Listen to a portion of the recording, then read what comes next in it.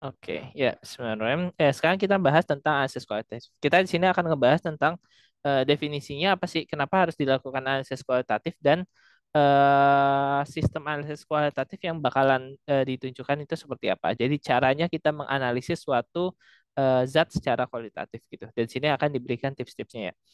Dan analisis kualitatif ini sifatnya sebenarnya hafalan ya. Sifatnya sebenarnya hafalan, tapi sebenarnya selain hafalan juga nanti bentuknya itu bisa berbentuk logika ya. Jadi logiknya itu juga harus ada kayak gitu. Dan biasanya emang bentuknya itu kalau misalkan berbasisnya hanya hafalan, nanti teman-teman bakalan susah gitu. Karena senyawa di dunia ini kan cukup banyak ya. Kalau misalkan teman-teman menghafal itu bakalan sangat sulit. Tapi kalau misalkan logiknya dapat dari analisis kualitatif ini, teman-teman sebenarnya nggak terlalu banyak menghafal gitu. Meskipun tetap aja harus ada hafalannya juga ya. Karena sejatinya ilmu kimia itu kan ada hafalannya, ada logiknya seperti itu. Nah, sekarang kita bahas dulu pengertian ya. Apa sih yang dimaksud dengan analisis kualitatif? Sebentar, slide-nya kelihatan kan ya? Jelas dan suara saya jelas? Jelas Kak?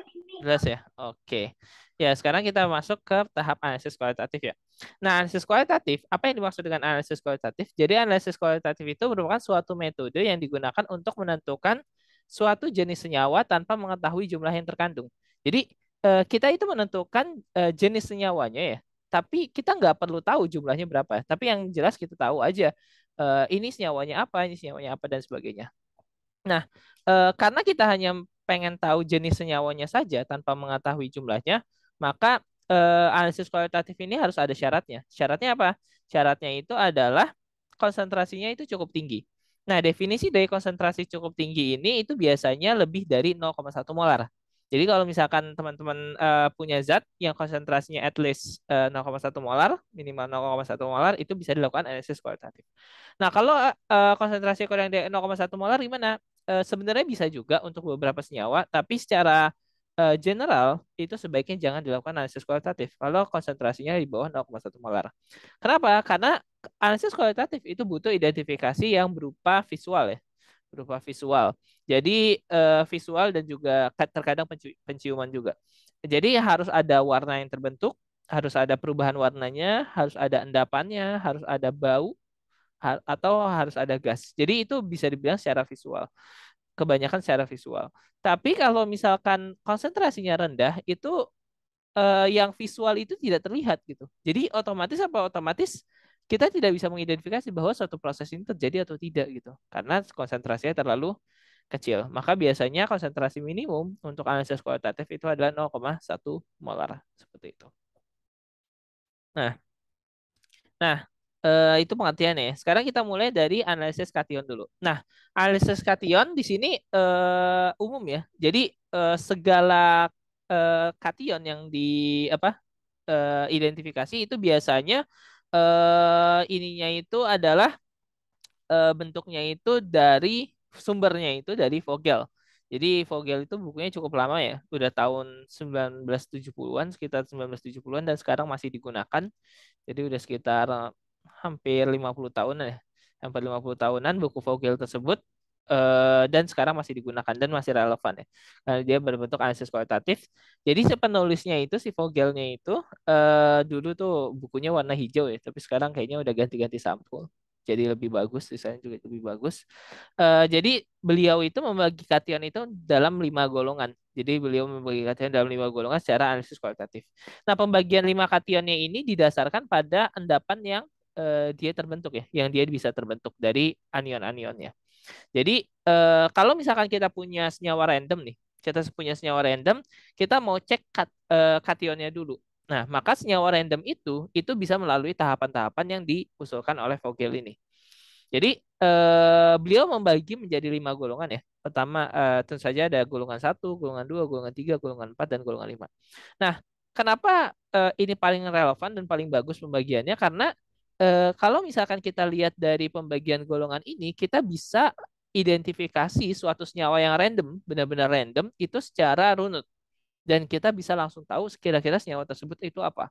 Seperti itu. Jadi luar biasa ya. Jadi maksudnya dia penelitiannya bukan apa cukup ini ya, cukup mendalam. Kalau misalkan baca bukunya juga banyak reaksi-reaksi yang terlibat dalam ansisnya. Jadi cukup bagus lah. Nah, untuk golongan pertama, kation golongan pertama itu adalah kation yang eh, kalau misalkan kita larutkan dalam HCl 6 molar ya, HCl dengan konsentrasi tinggi, HCl 6 molar, itu maka kation ini akan mengendap. Jadi golongan pertama itu adalah kation yang terbentuk endapan jika dilarutkan dengan HCl 6 molar. Seperti itu. Yakni apa? Pb2+, Hg+, dan Hg2+. Seperti itu. Ini adalah golongan pertama. Jadi golongan yang mengendap dengan Cl minus HCl 6 molar.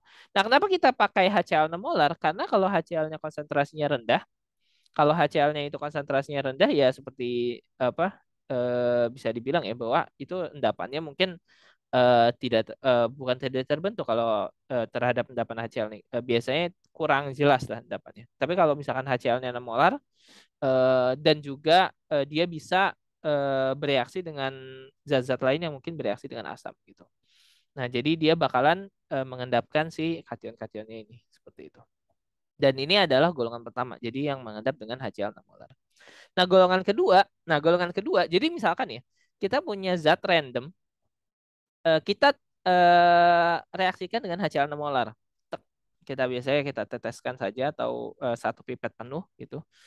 Nah, kalau misalkan dia tidak bereaksi, berarti otomatis kation tersebut bukan golongan satu.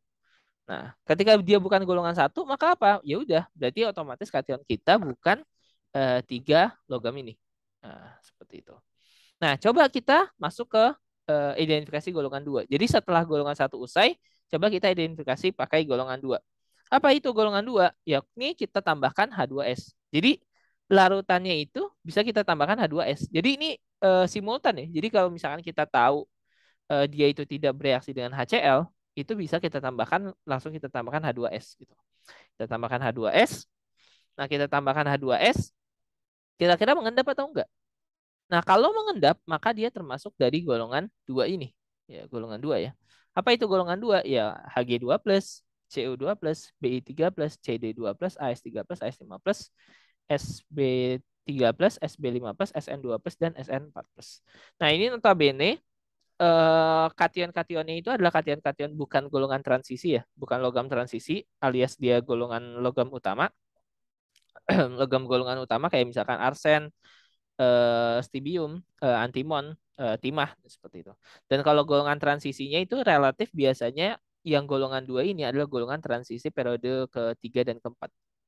Periode keempat dan kelima. Jadi periode bawah lah gitu. Golongan transisi yang periode bawah. Kecuali Cu2+ itu tentu saja ya. Kalau misalkan kita lihat di sini Hg2+ itu kan segolongan dengan Zn tapi Zn CD Hg. Jadi Hg-nya itu di bawah. Dan ini CD2+ juga segolongan dengan Zn dan dia letaknya di bawah. Dan itu adalah golongan 2.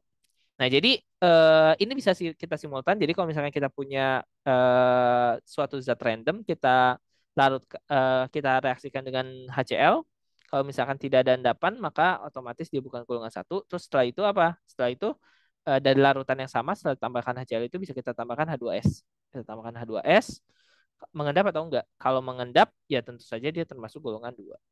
Nah, kalau tidak mengendap gimana? Kalau tidak mengendap, maka kita masuk ke golongan 3. Seperti itu. Ya, kita masuk ke golongan 3 ya. Kita masuk ke golongan 3. Nah, ketika kita masuk ke golongan 3, maka biasanya di sini kan dia terbentuk endapan dengan direaksikan dengan NH42S ya. Nah, biasanya ini kalau seperti ini kita biasanya tidak eh, menambahkan NH42S. Tapi larutan yang udah dari golongan satu dan golongan 2 itu biasanya kita tambahkan NH3 saja. Kenapa? Karena NH3 nanti bakal bereaksi dengan H2S membentuk NH42S. Nah, ketika NH42S terbentuk, nanti kalau misalkan dia termasuk golongan 3, yakni CO2+, Ni2+, Fe3+, Fe2+, Cr3+, Al3+, Zn2+, dan Mn2+, yang notabene merupakan golongan transisi bagian atas ya, deret pertama, golongan transisi deret pertama, itu dia akan mengendap dengan NH42S. Endapan yang terbentuk apa? Endapan yang terbentuk adalah sulfida. Nah, di sini kita bisa lihat ya, baik golongan 2 maupun golongan 3 itu yang terbentuk itu adalah sulfida. keduanya itu adalah terbentuk endapan sulfida. Tapi yang unik adalah golongan 2 itu dia hanya mengendap dengan H2S. Tapi kalau golongan 3 itu dia mengendap dengan NH42S. Nah, yang penting di sini adalah yang dimaksud dengan golongan 3 itu adalah tidak termasuk golongan 1 dan golongan 2, tapi dia mengendap dengan NH42S. Jadi maksudnya apa? Maksudnya adalah golongan 1 dan golongan 2, kalau misalkan kalian reaksikan dengan NH42S, maka dia akan mengendap juga. Gitu. Jadi makanya golongan 3 itu adalah golongan yang tidak termasuk di golongan 1 dan golongan 2, tapi dia terbentuk endapan dengan NH42S. Jadi salah jika golongan 3 itu adalah logam-logam yang membentuk endapan dengan NH42S. Kenapa? Karena kalau golongan yang membentuk endapan dengan NH42S itu adalah golongan 1, golongan 2, dan golongan 3. Seperti itu. Nah, sementara golongan 3 itu adalah golongan yang tidak endapan yang tidak kation yang tidak masuk golongan 1 dan golongan 2, tapi dia mengendap dengan NH42S seperti itu. Dan ini adalah golongan transisi dari pertama. Nah, sekarang saya bahas kenapa ini mengendap dengan H2S dan ini mengendap dengan NH42S. Nah, ini masalahnya itu ada di bukan masalah sih, jawabannya itu ada di sistem HSAB, hard soft acid base. Apa itu hard soft acid base? Jadi asam basa keras lunak. Jadi kalau misalkan kita lihat di sini, nanti di sini ada slide-nya, asam basa keras lunak mana ya? Nah, di sini ada prinsip HSAB. Jadi kalau misalkan kita lihat di sini, hard acid itu adalah asam. Definisi dari hard acid itu adalah ini ya, jadi secara bahasa itu ya asam keras ya.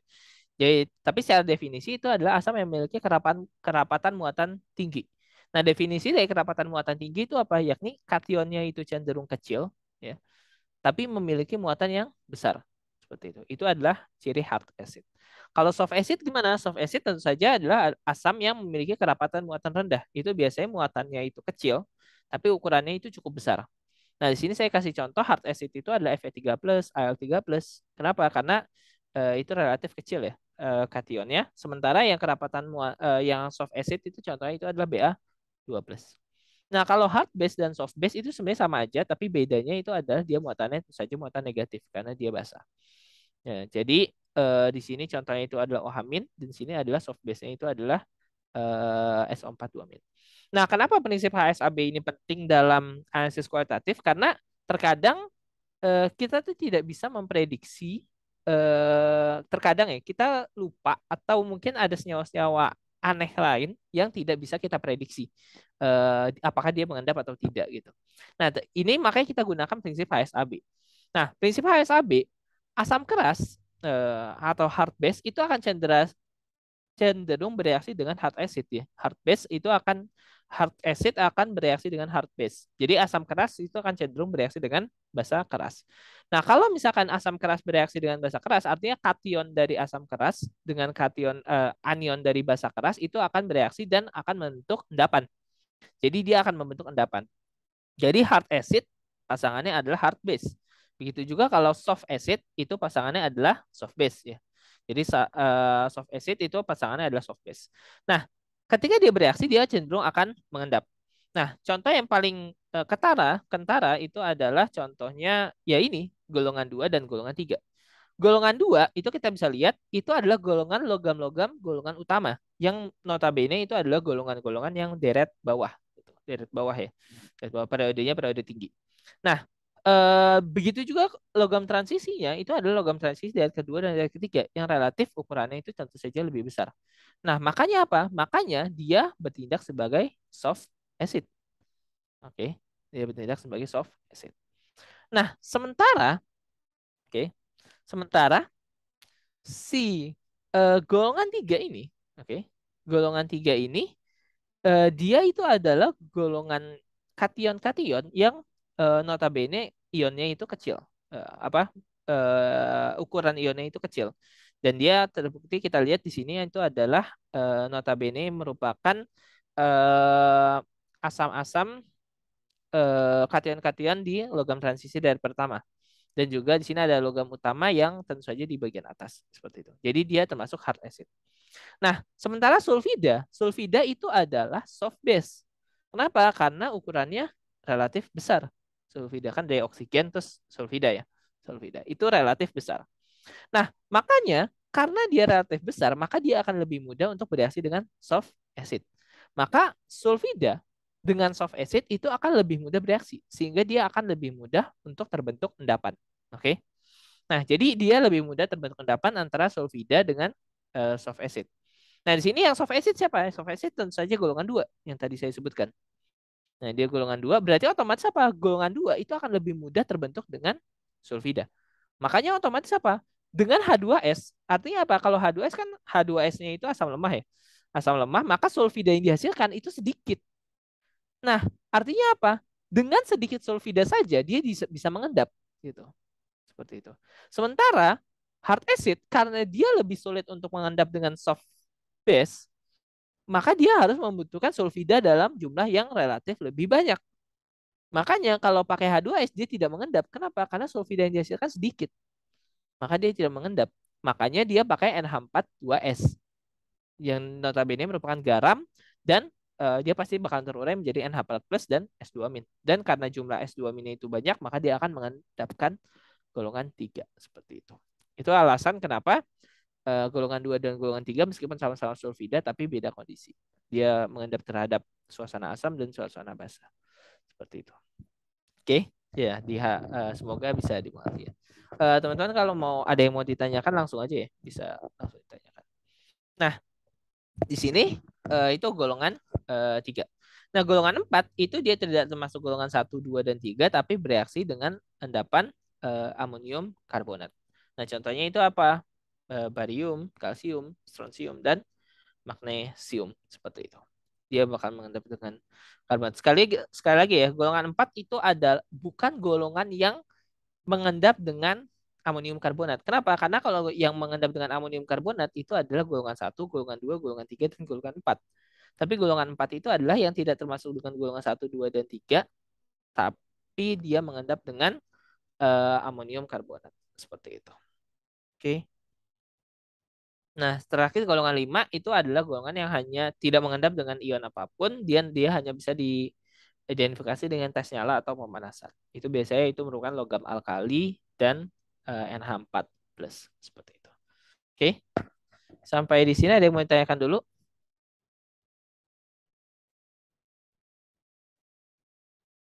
Lanjut ya. Belum Kak, jelas. Oke ya. Sip.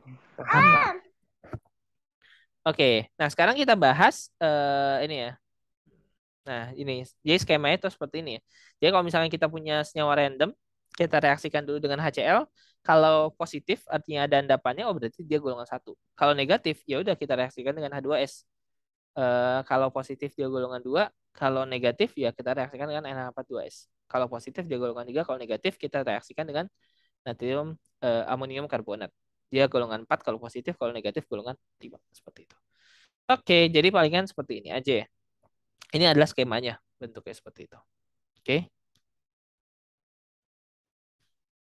Jadi Vogel itu memudahkan kita dalam mengidentifikasi kation. Nah, selanjutnya di sini bakalan dibahas tentang secara detail lagi ya, tentang golongan 1. Nah, golongan 1 seperti yang udah diutarakan sebelumnya ya, bahwa golongan 1 itu adalah golongan yang mengendap dengan HCl 6 molar. Nah, kalau dia mengendap dengan HCl 6 molar, endapannya apa? Ya tentu saja AgCl, PbCl2, dan Hg2Cl2. Itu udah jelas. Gitu. Dan semuanya endapan klorida itu warnanya putih. Artinya apa? Kalau kita sebagai secara orang awam, kita mungkin tidak bisa membedakan mana yang AgCl, mana yang PbCl2, mana yang Hg2Cl2.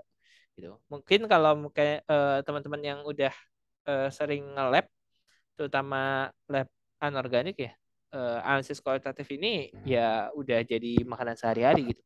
Bahkan kalau misalkan semua zatnya putih, kalian teman-teman cuman megang aja zatnya apa, wah ini udah ketahuan, oh ini klorida nih, ini PbCl2 nih, AgCl, ini karbonat, itu udah ketahuan banget jelasnya seperti itu. Ya kalau udah terbiasa ya kayak gitu. Seperti itu. Nah, karena semua tapi kalau buat orang awam susah kayak gini. Nah, karena semua endapannya putih, kita harus bedakan mana yang AgCl, mana yang PbCl2, mana yang Hg2Cl2. Nah, bedainnya dengan apa? Pertama dengan menambahkan NH3 6 molar. Nah, kalau kita tambahkan NH36 molar dan dia larut, maka dia pasti AgCl. Oke. Jadi kalau misalkan kita punya endapan, wah udah terbentuk dengan klorida, endapan itu biasanya dibagi dulu. Dibagi dua ya, minimal dibagi dua. Pertama direaksikan dengan NH3. Nah, kalau NH36 molar, kalau misalkan endapannya larut, direaksikan dengan NH36 molar, maka dia pasti AgCl. Karena AgCl, Ag plus itu bakal bereaksi dengan NH3 membentuk AgNH3 dua kali plus. Seperti itu. Nah, seperti itu. Nah, kalau misalkan dia tidak bereaksi, nah berarti endapan yang telah kita pisahkan itu, jadi kan tadi kita bagi dua ya. Nah, endapan keduanya ini direaksikan coba dengan air panas. Jadi kita larutkan saja dengan air panas. Kalau misalkan dia larut, berarti dia adalah PbCl2. Kalau misalkan enggak, ya berarti sisanya Hg2Cl2. Seperti itu. Oke. Jadi bentuknya seperti itu ya. Jadi itu cara identifikasi di golongan satu. Nah, kalau gue, nah ini contoh-contohnya ini nggak usah dibahas. Nanti ada analisis kuat anion soalnya. Nah golongan dua ini cukup unik ya, karena dia kan sulfida. Nah, sulfida itu endapannya itu cuma dua jenis. Kalau nggak warnanya kuning atau orange, warnanya hitam. Nah, seperti itu. Nah, bentuknya seperti ini. Dan biasanya kalau di Olimpiade ya, Proliman tuh yang dibahas itu cuma CU2 plus kalau di golongan 2. Kenapa? Karena identifikasinya relatif mudah ya. Warnanya biru gitu. Warnanya biru. Sementara yang lain ya yang lain kan termasuk logam-logam yang berbahaya ya. Jadi biasanya tidak digunakan untuk identifikasi secara kualitatif gitu. Kenapa tidak diidentifikasi secara kualitatif? Karena ya apa? Secara jumlah itu sangat teknik dalam air gitu. Sangat sedikit dalam air. Jadi biasanya ya nggak mungkin juga dipakai buat analisis kualitatif. Maka biasanya yang mencolok di sini cuman CU2 plus yang warnanya biru. Seperti itu. Nah, nah, sini CU2 plus juga terjadi unik ya. Kenapa? Karena CU2 plus ini sebenarnya sangat mudah untuk tereduksi menjadi Cu plus. Kalau misalkan kita punya CU2 plus, terus kita reaksikan dengan iodin, nah iodin, nah tentu saja dia nanti bakal mengendap sebagai CuI2 ya. Dia bakal mengendap sebagai CuI2 di endapan. Nah, tapi endapan CuI2 itu seketika itu akan berubah menjadi CuI dan I2. Dan I2-nya ini warnanya coklat. Jadi nanti warna larutan kita itu bakalan berubah langsung jadi coklat yang menandakan adanya iodin. Seperti itu. Kalau misalkan teman-teman bingung warna coklat iodin itu seperti apa, lihat ini ya, betadin ya. Betadin itu warna coklatnya mirip kayak iodin kayak gitu. Gitu warna coklat iodin. Sebenarnya I3 minus seperti itu. Nah, ini warnanya biru ya, seperti itu. Nah, itu untuk golongan 2 tadi ya. Nah, golongan 3, nah karena golongan 3 ini kationnya relatif berwarna semua, maka kita bisa langsung identifikasi secara mudah ya. Kalau CO2 plus warnanya ini merah muda seperti ini, pink. Kalau Ni2 plus warnanya Tosca seperti ini. Kalau Fe2 plus warnanya hijau ya. Tapi ingat ya, Fe2 plus itu warna hijau ya. Jadi kalau misalkan teman-teman ke lab Fe2 plus ada apa botol Fe2 plus tapi warnanya kuning, itu pasti bukan Fe2 plus tapi udah Fe3 plus gitu. Karena Fe2 plus itu sebenarnya kalau di ruang terbuka itu nggak terlalu stabil ya karena dia sangat mudah teroksidasi menjadi Fe3 plus. Nah, satu-satunya Fe2 plus yang stabil itu ada di Garamor. Amonium ferrosulfat ya. Amonium ferrosulfat NH4 dua kali, FeSO4 dua kali. Nah, seperti itu. Nah, ini dia stabil dalam bentuk Fe2 plus ya. Jadi makanya kalau misalkan dilihat garamor itu atau amonium ferrosulfat itu dia warnanya hijau. Nah, seperti itu. Jadi hijaunya mirip kayak nikel seperti inilah. Seperti itu. Dia relatif warna hijau dan dia stabil Fe2 plusnya. Seperti itu. Makanya kalau misalkan mau pakai Fe2 plus, kalau benar-benar pakai Fe2 plus ya pakai garamor gitu. Bukan pakai ferrosulfat ya, FeSO4 ya. Karena itu sangat mudah teroksidasi. Jadi sangat mudah teroksidasi menjadi Fe3 plus. Jadi makanya warnanya kuning gitu. Seperti itu. Nah, kalau Fe13 seperti yang saya bilang juga, ini warnanya pasti kuning ya. Iya, seperti itu. Nah, COCl2 itu biasanya digunakan buat desikator ya, buat penyerap apa namanya? Penyerap air. Dia dilakukan buat penyerap air dan dia warnanya itu bakal berubah gitu. Kalau misalkan masih kosong itu warnanya masih tidak banyak hidratnya warnanya biru. Tapi kalau misalkan COCl2-nya itu udah berubah jadi merah, berarti otomatis desikatornya itu harus diganti COCl2-nya. Atau apa?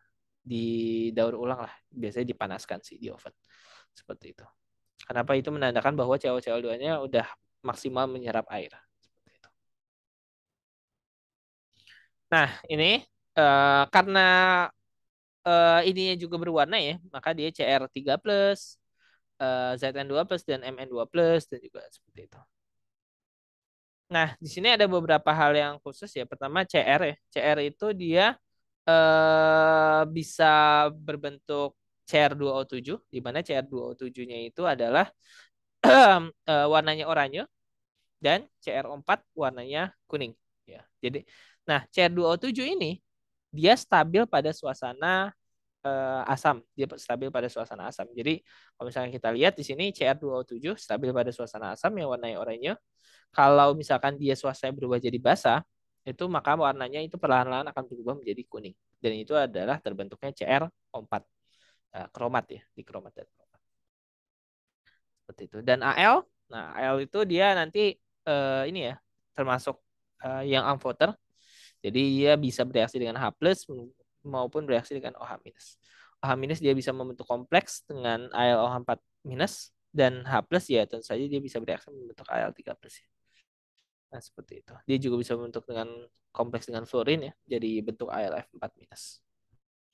Nah, Zn juga relatif amfoter, maka dia bisa juga membentuk ini kompleks ZnOH 4 kali 2-, tetrazinkat. Nah, Mn kita tahu bahwa Mn itu punya banyak apa bilox ya. Ada Mn2+, Mn3+, MnO2, MnO42-, dan MnO4-. Seperti itu. Nah, yang terakhir golongan 4. Nah, golongan 4 itu ya ini ya, dia mengendap dengan karbonat dan semua karbonat itu warnanya putih. Yakni Ca2+, Sr2+, Pa2+, dan Mg2+. Nah, yang terakhir itu adalah golongan 5 yang kita identifikasi dia tidak mengendap dengan ion apapun, tapi dia kita bisa identifikasi dengan tes nyala seperti itu. Oke. Jadi kita tinggal tes nyala saja. Jadi biasanya kalau tes nyala itu kita punya garam dari suatu kation ya. Itu kita larutkan, kita kocok-kocok pakai kawat nikrom biasanya. Kita kocok-kocok pakai kawat nikrom. Terus kemudian kawat nikromnya itu kita bakar. Nah, ya, dia nggak mungkin meleleh ketika dibakar, tapi nanti bakalan menghasilkan api yang berbeda-beda warnanya. Jadi kalau misalkan Mg kita kocok-kocok, nanti bakalan menghasilkan apinya itu warna putih. Nah, kalau misalkan Na, misalkan NaCl, apinya berubah jadi warna kuning. Kalau LiCl, apinya berubah jadi warna merah. Kalau KCl, berubah menjadi warna ungu. Jadi itu bisa kita identifikasi langsung. Oke, sip. Ya, ya mungkin kita bahas analisis kation dulu ya, karena ternyata 2 jam itu kayaknya cukup lama ya buat satu video. Dan jadi buat reviewnya juga ini sulit mungkin ya. Jadi mungkin untuk kali ini kita bahas analisis kation dulu. Insya Allah nanti saya kabari lagi kira-kira kapan? Kayaknya antara Sabtu atau Minggu pagi ya. Sabtu atau Minggu pagi atau mungkin sore seperti itu. Untuk analisis anionnya seperti itu. Ya mungkin sekian aja. Ada yang mau ditanyakan dulu? Gak ada? Oke, ya. Ada Kak. Sip. Ya paling mungkin sekian aja dulu. Nanti insya Allah analisis anionnya nanti kita bahas di lain kesempatan. Terima kasih udah ngikutin live class-nya. Assalamualaikum warahmatullahi wabarakatuh. Assalamualaikum warahmatullahi wabarakatuh. Kasih Kak. Yuk. Waalaikumsalam warahmatullahi wabarakatuh. Makasih, Kak. Yuk.